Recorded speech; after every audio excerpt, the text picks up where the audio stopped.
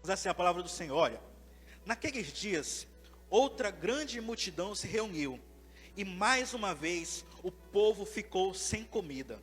Jesus chamou os discípulos e disse, atenção aqui, versículo 2, ó: tenho compaixão dessa gente. Estão aqui comigo há 3 dias e não tem mais nada para comer. Se eu os mandar embora com fome, desmaiarão no caminho, pois alguns vieram de longe. Os discípulos disseram: como conseguiremos comida suficiente neste lugar deserto para alimentá-los? Jesus perguntou: quantos pães vocês têm? 7, responderam eles. Então Jesus mandou todo o povo sentar-se no chão. Tomou os 7 pães, agradeceu a Deus e os partiu em pedaços. Em seguida entregou aos discípulos, que os distribuíram à multidão. Eles encontraram ainda alguns peixinhos. Jesus também os abençoou e mandou que os discípulos os distribuíssem. Todos comeram à vontade. Depois os discípulos recolheram 7 cestos grandes com sobras. Naquele dia havia cerca de 4.000 homens na multidão. Após comerem, Jesus os mandou para casa e em seguida entrou com seus discípulos num barco e atravessou para a região de Dalmanuta. Queridos, vamos lá. Uma das coisas que o ser humano mais sabe fazer neste mundo é o quê? É se preocupar. Nós nos preocupamos com tudo. Os pais se preocupam com os filhos. O marido se preocupa com a esposa com o marido. Enfim, as crianças já seguem preocupadas. Estão à escola, por exemplo. A Esté, de vez em quando eu vejo a Esté postando as preocupações dela no WhatsApp acerca da escola dela. Crianças tem pesquisas que dizem que as nossas crianças, elas estão a nível de estresse de uma pessoa com distúrbios psiquiátricos do século 50. Porque a gente vive nesse mundo preocupado, nesse mundo agoniado. O que nós vamos comer, o que nós vamos vestir, o que nós vamos fazer, como a gente vai viver.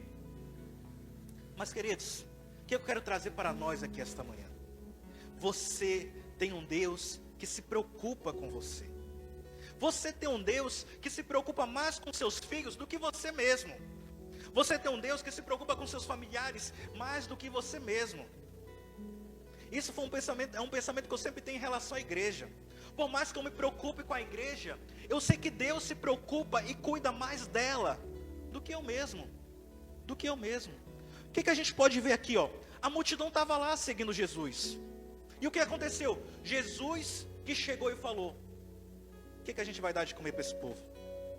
Eu olho para eles, eu tenho compaixão. Aí é o versículo 2, né? Eu tenho compaixão dessa gente. Eu tenho pena, eu tenho preocupação, eu tenho cuidado dessa gente. Para com essa gente. Então saiba disso essa manhã. Deus cuida de você. Ele está mais preocupado com você do que você mesmo. Pensa só. Cara, Ele se entregou para morrer por todos nós. Ele se entregou. Ele fez um sacrifício imenso. Você acha que ele ia fazer um sacrifício tamanho desse depois deixar você ao léu? Poderia? Até poderia. Seria mais justo até. Mas não. Você foi comprado com alto preço. E eu não sei você, mas quando eu compro algo caro, eu tenho extremo cuidado com aquela coisa. Eu tenho extremo cuidado. Aqui na igreja, nós compramos essa mesa, tanto quanto cara essa mesa. Nós aqui, logo que compramos ela, fizemos uma revolução aí para tentar fazer o melhor ambiente para a mesa. E a gente continua fazendo isso até hoje, ó. O pastor Agno aqui com o tio Zé, ajeitaram aqui a porta. Para o quê? Para que continue cuidando dela. Para que ela continue em pleno funcionamento. Por quê? Porque ela foi muito cara. Da mesma forma você, da mesma forma eu. Nós fomos comprados por um alto preço. Alto preço. E por isso, e não só por isso, é porque Ele nos ama mesmo. Ele tem compaixão de nós. Então, juntando, com o que fala lá em Mateus, eu acredito que 6 também. Não adianta, querido, nós nos preocuparmos com as coisas. O que vamos comer, o que vamos vestir. Na verdade, não é nem que não adianta. Não precisa. Você tem um Deus que cuida de você. Não importa a crise, não importa a situação. Só nos resta sermos gratos a Deus. Gratos a Deus. Como posso ser gratos a Deus? Uma das formas, trabalhando para Ele, servindo na casa dEle. Outra forma, através dos dízimos, através das ofertas. Enfim, o que importa é que nós mostremos nossa compaixão, nossa gratidão, melhor dizendo, para com Ele. Porque Ele tem cuidado de nós. 1 Pedro 5:7. Lancem sobre Ele toda a nossa ansiedade, toda a vossa ansiedade, porque Ele tem cuidado de você.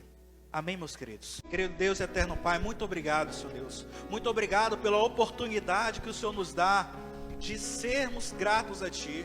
Muito obrigado pela oportunidade que o Senhor nos dá de podermos mostrar, mesmo que minimamente, a gratidão por todas as coisas que o Senhor tem feito por nós, Senhor Deus. Porque são muitas, muitas e muitas coisas. Só o fato de o Senhor ter morrido por nós, nos libertado do pecado, Senhor Deus, já é motivo de extrema gratidão. Mas não é só isso. O Senhor continua cuidando de nós. O Senhor continua tendo compaixão de nós. O Senhor continua se preocupando conosco e com aqueles que nós amamos.